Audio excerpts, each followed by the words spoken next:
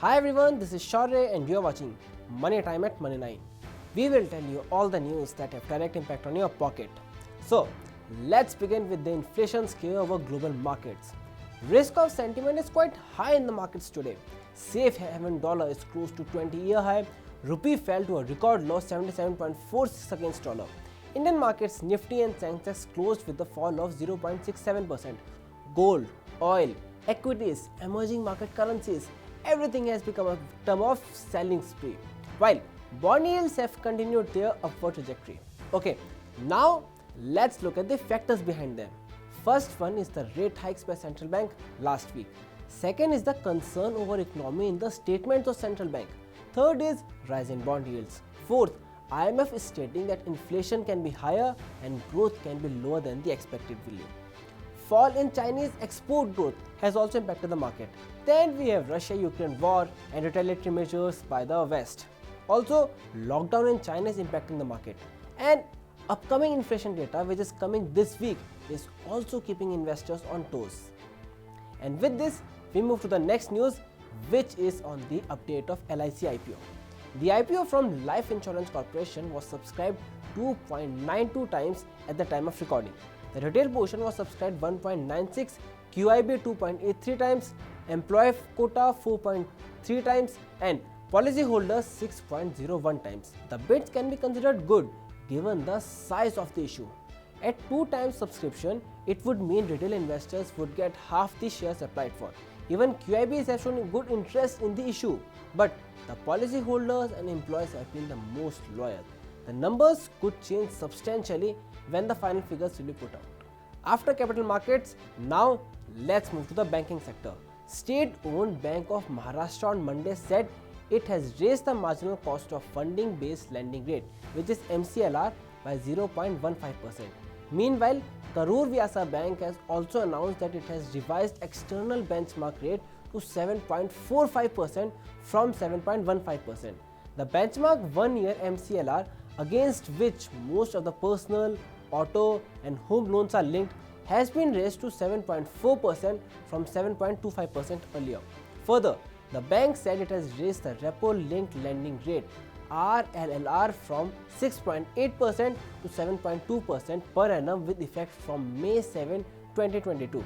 Karur Vyasa Bank, on the other hand, in a separate filing said that it has revised the external benchmark rate, which is repo-linked, which is known as EBR/R, of the month with effect from May 9, 2022 to 7.45% from 7.15% earlier. In September 2019, the Reserve Bank had advised all the banks to mandatorily link the interest rate to an external benchmark, which is repo rate, for all new floating rate personal loans, retail loans, as well as floating rate loans to MSMEs, with effect from October 1, 2019. The MCLR came in effect on April 1, 2016. Now, it's time to put some gas. This is what Reliance Industries says, that during an investor call on Friday after results, RIL said that it expects the price of gas from KG6 to go up from current level of $9.92 per unit to double digits. Gas prices were raised in April to $6.1 per unit for gas from regulated fields and to $9.92 from difficult fields like KG6. RIL expects the prices of gas from regulated fields to go up to $9.91 per unit. This may also have an effect on the energy prices. The LPG price was raised by 50 rupees on Saturday. Okay, now let's move to your daily groceries. FMCG major Hindustan Unilever is going for a bridge packs to soften the impact of price hikes on consumers. Bridge pack is product between the highest priced and lowest price in the category.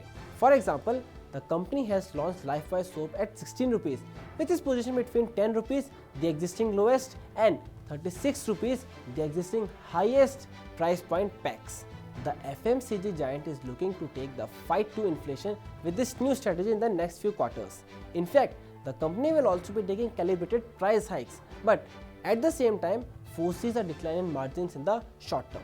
Now, our next news will bring some relief for home buyers. The Gujarat High Court has ruled that the actual value of land should be deducted before levying GST on under construction flats.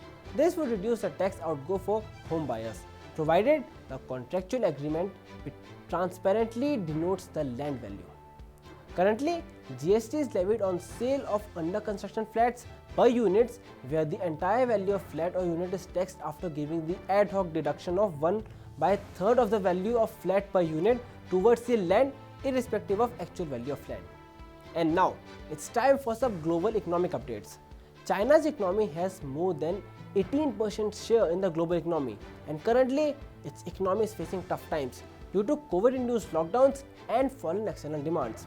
Its exports grew at slowest pace in 2 years at just 3.9%, while it grew at 14.7% in the March. Import figures remain flat. Lockdowns are impacting production and supply chain within the country, and there is weak demand for its export by the other countries. And this supplements the dire situation of not just China but the whole global economy. Also, China's import for copper are down by 5% year on year. And as we are talking about economy, let's see what IMF has to say. IMF in its recent report has suggested that the dire consequences of higher oil price, it may further hike the inflation. Crude prices are rising due to supply chain bottlenecks and geopolitical tensions. Europe is looking to put embargo on Russian oil, although it's a hefty task because it requires unanimous vote in European Commission. But if it happens, then it may further aggravate the demand-supply imbalance to support higher price. IMF said all this brings back memories of 1970s and stagflation. However, times have changed, monetary policies have evolved, but due to risk, it feels that growth may slow more than its forecast, while inflation can be higher than expected. And our final news will give you update on Suraksha schemes. Finance Minister Nirmala Sitharaman on Monday said that the 3 Suraksha schemes, Pradhanmantri Jeevan Jyoti Bima Yojana, Pradhanmantri Suraksha Bima Yojana and Atal Pension Yojana have brought insurance and pension within the reach of common man. She added that under the PMJJBY, a cumulative number of 12.76 crore persons have enrolled since inception for life cover, and families of 5,76,121 persons have received claims for 11,522 crore rupees under the scheme.